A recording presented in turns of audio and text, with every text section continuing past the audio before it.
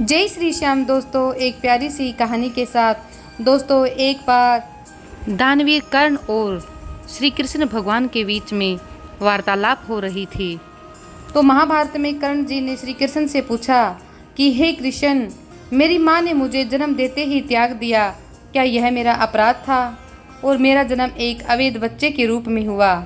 द्रोणाचार्य ने मुझे शिक्षा देने से मना कर दिया क्योंकि वो मुझे क्षत्रिय नहीं मानते थे, क्या यह मेरा कसूर था? परशुराम जी ने मुझे शिक्षा दी, साथ में ये श्राप भी दिया कि मैं अपनी विद्या भूल जाऊंगा क्योंकि वो मुझे क्षत्रिय समझते थे। भूलवश एक गौ यानी कि एक गाय माता मेरे तीर के रास्ते से मैं आकर मर गई और मुझे गोवध का शाप मिला। द्रौपदी ने स्वयंवर में मुझे अपमानित किया क्योंकि मुझे किसी राजघराने का कुलीन व्यक्ति नहीं समझा गया।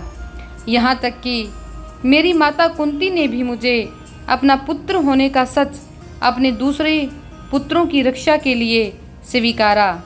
मुझे जो कुछ भी मिला दुर्योधन की दया का स्वरूप मिला। तो क्या ये गलत है कि मैं दुर्योधन के प्रति अपनी वफादारी रखता हूँ? इस पर श्री कृष्ण भगवान जी मंद मंद मुस्कुराते हुए बोले कि हे कर्ण, मेरा जन्म तो जेल में हुआ था और मेरे पैदा होने से पहले ही मेरी मृत्यु मेरा इंतज़ार कर रही थी। जिस रात मेरा जन्म हुआ उसी रात मुझे मेरे माता पिता से अलग होना पड़ा। तुम्हारा बचपन रथों की धमक, घोड़ों की हिनहिनाहट और तीर कमानों के साए में गुजरा। मैंने गायों को चराया और गाँव का ही गोबर उठाया।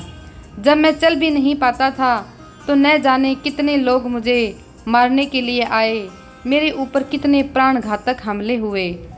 कोई सेना नहीं थी, कोई शिक्षा नहीं थी, मेरे पास कोई गुरुकुल नहीं था, कोई महल नहीं था और मेरे मामा ने मुझे अपना सबसे बड़ा शत्रु समझा। जब तुम सब अपनी वीरता के लिए अपने गुरु व समाज से प्रशंसा पाते थे, उस समय मेरे पास शिक्षा भी नहीं थी। बड़े होने पर मुझे ऋषि सांदीपनि के आश्रम में जाने का अवसर मिला।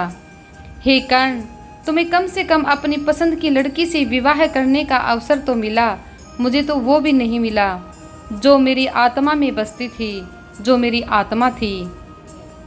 और मुझे बहुत से विवाह राजनीतिक कारणों से उन स्त्रियों के साथ करने पड़े जिन्हें मैंने राक्षसों से छुटवाया था।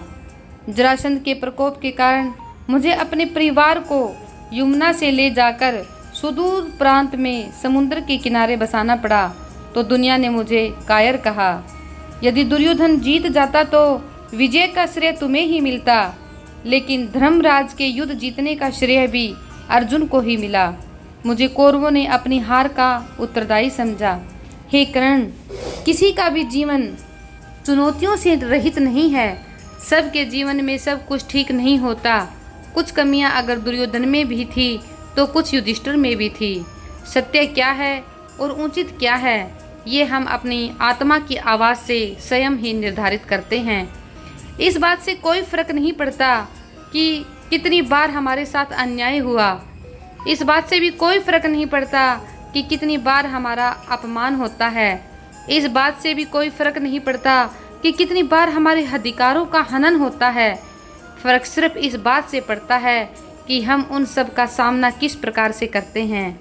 क्योंकि कई बार हम सही होते हैं और एक बुरा इंसान हमारा अपमान कर देता है, तो हमें इस बात से कभी फ़र्क नहीं डालना चाहिए अपने व्यक्तित्व पर और अपनी जीवन शैली पर। कई बार हम निर्दोष होते हैं लेकिन फिर भी हम दोषी बन जाते हैं क्योंकि दोष देने वाला व्यक्ति गलत होता है। तो दोस्तों, इस कहानी से मैं सिर्फ यही बताना चाहती हूँ कि जीवन चाहे आपका हो या मेरा हो, भगवान का हो या इंसान का हो, कभी भी किसी का जीवन सरल नहीं होता। हर किसी के जीवन में हर दिन नई मुसीबतें आती हैं। फ़र्क सिर्फ इस बात से पड़ता है कि कौन कितना संघर्षों का सामना कर सकता है और कौन कितना संघर्षों में घबरा कर आराम से बैठ जाता है। दोस्तों, जीवन चाहे भगवान का हो या इंसान का हो, संघर्ष हर किसी के जीवन में है। बस संघर्षों का सामना करना ही ज़िंदगी है।